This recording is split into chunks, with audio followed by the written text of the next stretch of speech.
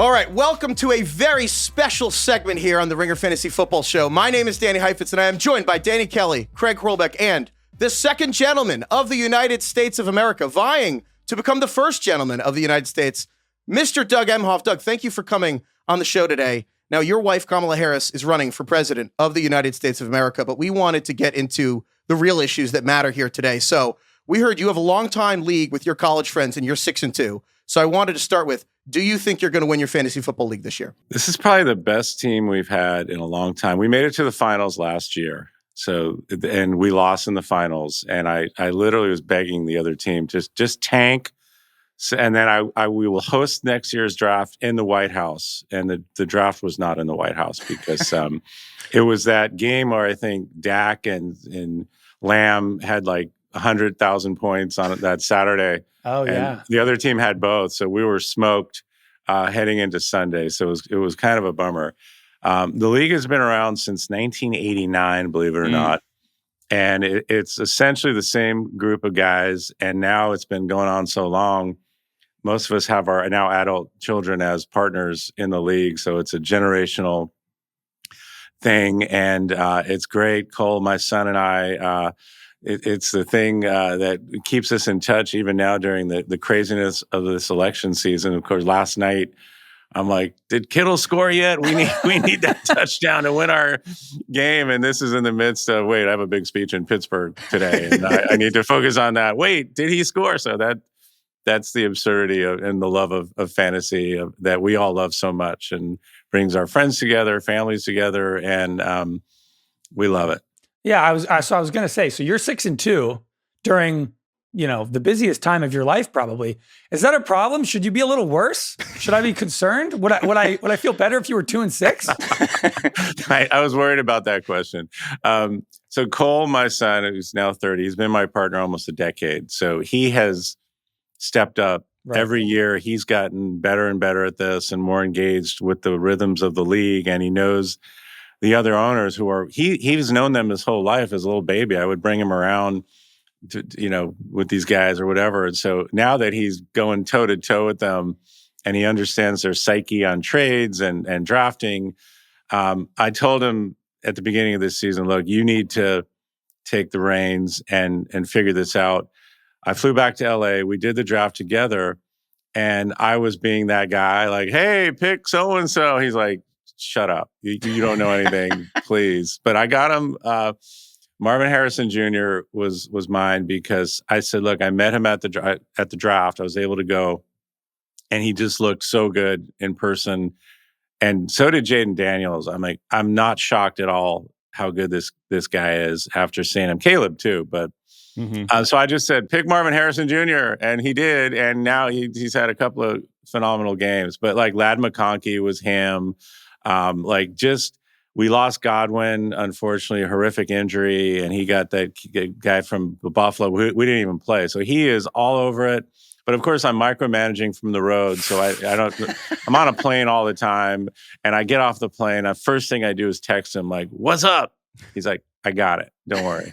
Okay, good. So next Tuesday, you'll be checking a lot of things that night. You won't be checking the waiver wire, is what you're saying. You won't be sneaking away to the bathroom. Look, man, I can multitask. Okay. I can try to save our country and make sure that our team gets to the finals again. Because I've only won once. It's so sad. It's a 35th or so year of this league. I won one time. It was year 2000. And I picked up this guy, Mike Anderson, off the waiver wires, who played that one amazing season for Denver. I think he was a military vet, and it was a great story. Had this one great year, and I rode that right to my only title. So there's a trophy like the Stanley Cup where it just keeps getting bigger and bigger with all the wins. So my name is on the trophy. But that was 24 years ago. So can you imagine we win this election and we win the league? That would just be that'd be great for the country and great for me and Cole. So our boss, Bill Simmons, he's the only one that we know who's been playing fantasy football since the 1980s. Sounds like you're the second one now.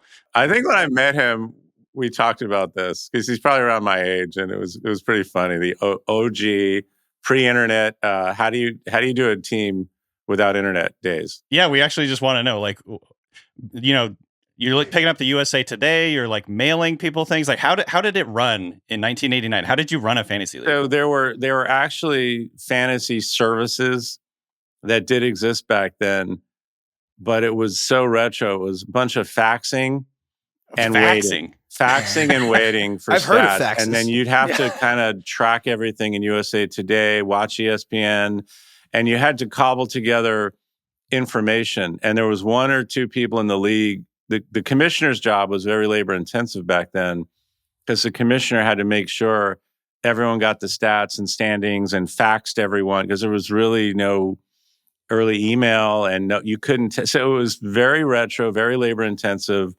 And there was a lot of discussion amongst the owners for information and trading. So it's probably a lot like the old days in the leagues where GMs are on the phone all the time and talking. So there was a lot more communication, between us in person or on the phone.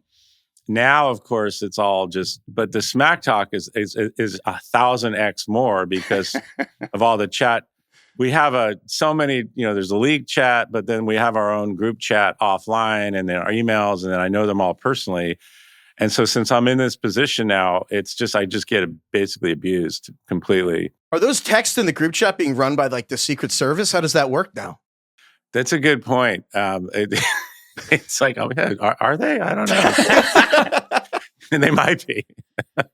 Yeah, no wonder it's a little tamer these days. No, it's funny though. Like all these times they see me out there, then it heats up. But whenever I bring up our fantasy league, I brought it up in our DNC speech, and I told these guys, look, I'm going to talk about you. And then I think I went on Jimmy Kimmel, and there's one team, it's a 60-year-old man whose team is named Buttheads. And I said, I'm going to talk about Buttheads on national TV, dude. And I did. So it was pretty funny. You're really doing the work for the fantasy community. That's right. Yeah, you are. We appreciate it. So if your wife wins the election, can you host a draft in the White House? Has a draft ever been hosted in the White House? How does that work? There is a White House league I'm in. It's my secondary league. There already is a White House league. It's your secondary league. Yeah, I forgot about it until you brought it up. Because even though it's the White House Fantasy League, it's like, look, you get that one special league that you've been in. I'm sure you guys are in multiple leagues, but there's one that this league I'm in for 35 years. That's my league. And then, I'm in the White House League too, which, the draft it's in the EEOB, which is that big building next to the White House. And the one at the beginning of Veep. It's the one from Veep, and there's staffers from all over West Wing and whatnot, and Office of the Vice President. And I just roll in as, the second gentleman's in this league. And one of my people that works on my team is my partner, because I told him, look, I have no bandwidth. I can barely do it with my real team. You got to deal with this other team. But we'll continue the tradition when she wins, and the offer to my old-time fantasy league, if we can get the W, I will be hosting that draft next year in the White House when we win. What's the White House TV setup? Now we have the technology. We can watch 4 games, 5 games, 6 games at once. Is there a room where you can really consume it all? Situation room? Yeah. Yeah, I go into the sit room. No, just kidding, everyone. Sarcasm. There are lots of TVs everywhere in the White House and the campus. And there's usually, and even the TVs have split screen. So oftentimes you'll have a big screen and then you'll have 4 or 6 or 8 channels at once. So you can see every single bit of news at any given time. So of course, after hours or, if it's Sunday, I'm assuming it's like 8 games on. Nice. Yeah, there must be a lot of TVs in the Situation Room. I've never been in there, for the record, but he's like, to be clear. He's like, to be clear. But there are lots of TVs everywhere else. So one thing we wanted to ask you about while you're here. So I understand, you had a very successful career as a lawyer, but then, obviously when your wife started this, mega political journey, that you kind of had to put that to the side. But luckily, I know very successful legal career. I don't know if you're aware of this. We also have very successful legal careers of our own. We are fantasy court judges, high justices. We do a lot of very high-level legal casework, pretty much on par with what you were doing as well. And so we wanted to give you the opportunity to, I know you missed the legal work, get back and dip your toes in the legal water. And if you would honor us by being a fantasy court judge with us here today, like a special judge session. Would you be down for that? Absolutely. Yeah, I used to be commissioner of our league for 4 or 5 years, and I spent all my time adjudicating disputes amongst owners and making decisions, and it's hard work. It's a full-time job. Ruling on last-minute rule changes, and it's a bunch of lawyers in my league, so everyone found every single loophole. Yep. So you had to think about every possibility, otherwise somebody would take advantage of it. So yes, I've seen it all, I think, over all these years. Perfect. Did that sharpen your legal instincts, just being in a fantasy league? Like, you went to law school thinking it would help you with your legal career. It actually helped you run your commission. It made my career, basically. Yeah. Just arguing with all these guys all these years, it developed these skills. Definitely don't tell anyone about this thing that you're doing. I don't really want to be handcuffed. The definition of an object is a material thing that can be seen and touched.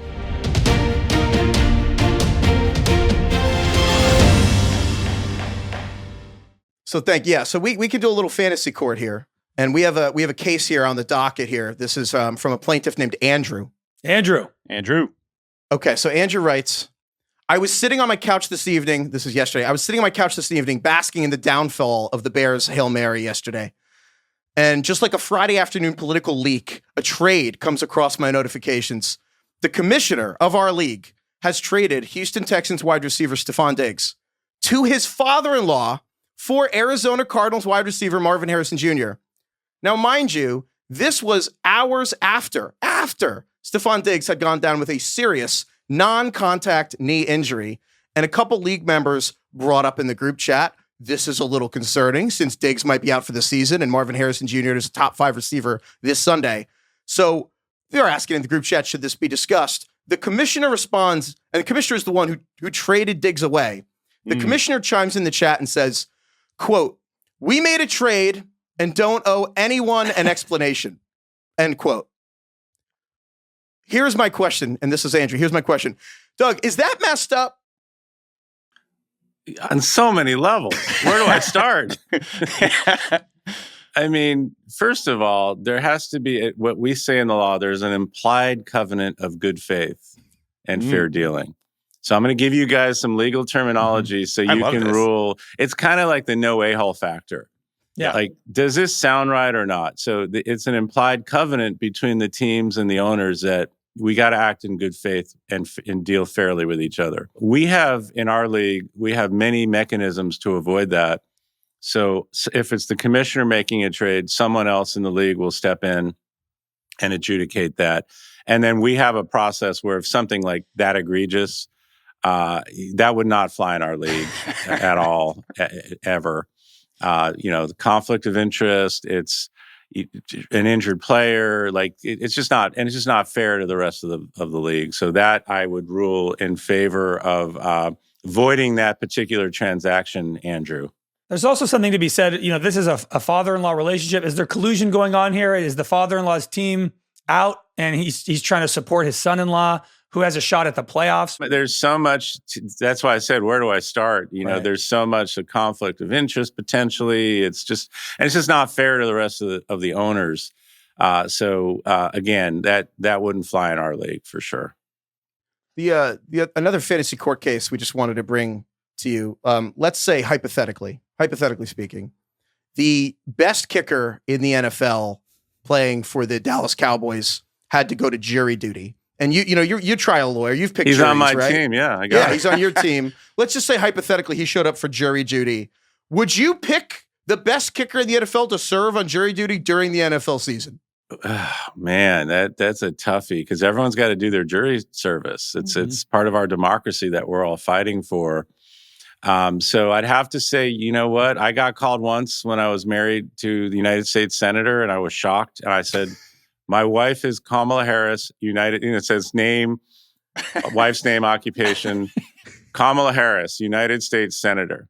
And it's like, okay. And that's cool. I got picked. I sat there for 2 weeks on the jury. And I think if he's got to serve, he's got to serve. I think the deal was they're not adjudicating the case on a Sunday, so hopefully he could still play. See, I thought you were going to ask another question on another particular kicker who may or may not have said some things that are backwards. Would you pass on that kicker if you had the ability to pick the first kicker? So I can already answer that question. Oh, please. Knowing who my kicker is, not that person. So, when it could have been. Oh my God. Also, wanted to just ask you real quick. I know that you're also a pretty big Lakers fan. So, if hot start 3-0. too, 3-0. 3-0, baby. Yeah. So, I know that you described yourself as being the second gentleman, as like the sixth man off the bench. And if you're the first gentleman, that's a step up. So we want to ask, if Kamala is obviously the star of the show, if she's like the LeBron James or the Kobe Bryant, whatever, of the White House, what is like the Lakers role player that you would be as the first gentleman? Who's your like NBA role player doppelganger from the Lakers? Oh man. And you can go back into the Laker archives if you want to toss out Jordan Clarkson or Luol Deng. That's fine. Yeah, Sasha Vujicic. Well, Austin, I kind of like him. I know he's a starter and a stud, but I like just the way he approaches everything, and maybe that. Well, I want Bronny to step up, so maybe Bronny can actually start contributing to the highest scoring father-son duo in NBA history. Sure. And throw some points into the bucket there. Oh, you like those memes that LeBron and Bronny outscored Steph and his dad? Yeah, and I'm actually, we were all unsure about JJ Redick. I was right before I walked in here, I was on my Laker text group chat. I swear to God, I was sitting there talking about the 3-0 Laker. Did you see it? I was like, yes, I can't watch the games. And we're like, what do you think of Redick? I'm like, we are all very happy so far, because there was it was a question mark. Nobody knew how he would do as a coach. And I mean, you can see the intensity, you can hear him in the huddles. It feels good so far. All right, Doug. So we like to end every show by thanking Lorne Michaels and a band like we're on SNL. So we noticed that you have your team name as Nirvana. Is that something that it's always been? Does it change year to year? How does that work for your team? Well, Nirvana, the league started in '89. I think Nirvana came out a couple of years after. So as soon as they hit it big in the early '90s, I changed my team name to Nirvana. So at least 32 or 3 years, it's been Team Nirvana. Haven't changed it. And I even asked Cole, at some point, do you want to change this? He's like, nah, it's just so you. And again, if you look at some of the team names, Buttheads, and like it's just takes you right back to the It's time. just so funny. It's so early '90s, and people just kept it for the most part. Kept them. So yeah, no, it's Team Nirvana, and it's a good way to talk about two of my biggest passions, which are music and sports. And music and sports bring people together, and that's what it's all about. Is your son a fan of Nirvana? I think he's around me and Heifetz's age. We're 30 years old. Is he a Nirvana guy? Because Nirvana kind of missed my generation, I think. Yeah, he's got really eclectic music taste. So he's someone who, I don't know, 15 years ago, hey, Dad, have you ever heard of Radiohead? I'm like, well, yes, of course. And so he'll bring up bands from my generation that he's discovered, whether it's Pavement or whatever. But he also loves old-time jazz. And so he's a real eclectic kid. He's a grown man, 30. But his music tastes are really all over the place. So he's actually open to dad music, dad generation music. And I've tried to turn him on to some things. And he's tried to introduce me to some things that he thinks I would like. And look, we've been to many, because he loved music and sports. So I had tickets for everything, and he would come. And then he loved concerts. So I remember going to Lollapalooza with him and Coachella. Oh, wow. And of course it's great because there's always like, oh, cool. Madness is playing, and he can watch, all of his stuff. So it's something for both of us. Do you have a Mount Rushmore favorite all-time live shows that you've attended? Yeah. So again, going back, LA in the 80s was just, everyone came through. So I'd say the all-time, I cannot believe I was there, was the Clash and the English Beat at the Hollywood Palladium. Nice. Wow. And REM at the Hollywood Palladium. So you're seeing Jane's Addiction played at Cal State Northridge, where I went to college. Oh, cool. The first Lollapalooza shows, Radiohead at a small club, benefit concert they played in LA. I saw Jane's Addiction on a tennis court at a mansion. It's called the Mansion Show. So, I mean, that's amazing. Got to see some, Chili Peppers back in the day.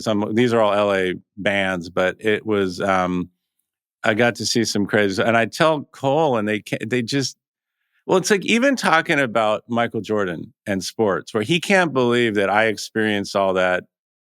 When he saw the doc, he's like, "Did you see it?" I said, "See it. I lived it. I lived through it, through watching it on ESPN and watching and reading about it. It wasn't online." And so it's hard for my kids 30 and 25 to understand what it was like when I was their age, processing music and information and sports. You had to go find it and talk about it. And you talked about it with your friends. So it's just so different now in this age where you got the podcasts and YouTube. You can just see everything immediately. There you had to find it. I mean, take the Dodger game, the Freddie Freeman home run. If that were 1985, I mean, you would have had to have been there. Sure, you could have seen it on SportsCenter the next day. But well, in 88, like I just happened to be at a sports bar. I'm sorry, 86. I have 86. I was at a sports bar in LA, and I just happened to look up and see the ball go under Buckner's legs for the Mets to win. And then in 88, I just happened to be somewhere watching Game 1 and seeing Gibson. And so I was trying to tell Cole, like, I'm shocked Freddie Freeman just didn't do this as an homage to Kirk Gibson running around the bases. Because it looked so, for me to see both. But that Gibson thing was, you had to wait. Not everyone knew about it right away. Freddie Freeman, I think the whole world knew within seconds of what happened and got to experience it. Yeah, you could watch the highlights 60 times a minute after it happened. It's too easy now for the kids. It's just like fantasy football. It's too easy to be commissioner now. I had to do everything's too easy right now. Yeah. I can't believe it. When I was your age, that's my stump speech to young people. Everything you have it so easy. We were faxing fantasy stats to our league members. Yeah. I'm that guy now, but it's fun having a kid, like someone. I said, I was his age when I had him. So I had him right at 29. So to experience, his life as a 30-year-old, 30 years later, it's the best thing in the world. It really is to be this close to them and to go through this experience as a family and to be just, it's making us even closer. And the sports, like I said earlier, this fantasy is, it's important. It really is. It's one of those things that is so special between he and I, and of course, millions of people out there. That's why you have the show. I mean, it's a special thing.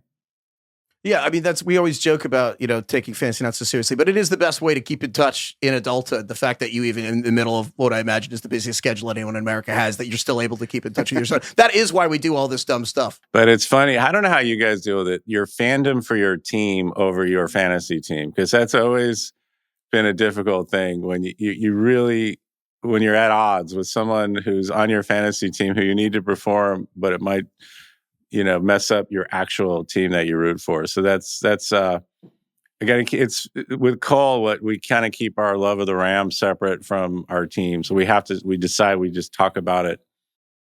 The hierarchy is fluid. I feel like if my team is bad, I'm like, fantasy team is probably more important. If my real team is good, I'm the Seahawks fan, by the way. Well, now that the Rams are kind of back in it, and we were like, whatever. They're now. I know. It's like, ooh, okay. They look pretty good. My Seahawks, I think, play your Rams this week. Actually. Oh, look, it's all they're one game out. Everyone's 4-4. They're 3-4, and they're back to. I think everyone's healthy. I think they're keeping Cooper, and everything looks good. I'm nervous for my Seahawks.